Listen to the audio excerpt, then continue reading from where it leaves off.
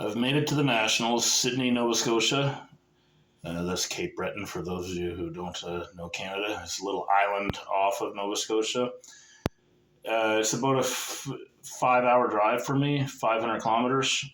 And about 4 hours and 35 minutes into the drive, or 45 minutes into the drive, I received an email from the hotel saying my reservation has been canceled. So I just thought it was a mistake. So I thought, well, I'll be there in 15 minutes and I'll sort it out.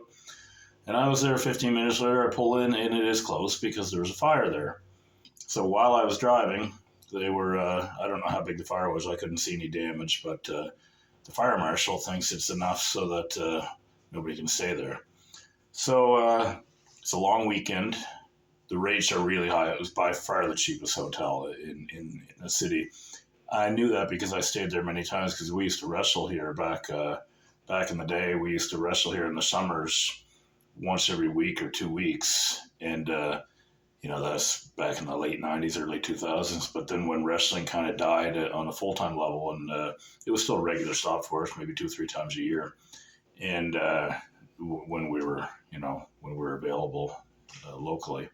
So I know all the cheap hotels, but my cheapness has bit me in the ass because here I am on holiday rates, long weekend.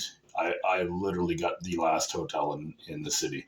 And although it's much cheaper than I thought it would be, it's a lot more expensive than the place that caught fire was. But anyway, I'm here. I'm going to relax for the night. I've lost a couple pounds. I weighed in. I was lighter than I kind of wanted to be, but it doesn't matter. I'm not in the division. I'm in the over 100 kilogram division, and I'm 133 kilograms. So it's unless I go on a starvation diet, I don't think I'm getting down to another weight class.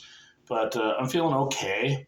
I'm not at my best, but who is? I mean, whose arms feel good all the time? If you just talk to a regular person walking down the street and ask how their arms feel, they probably haven't really thought about it. But if they really started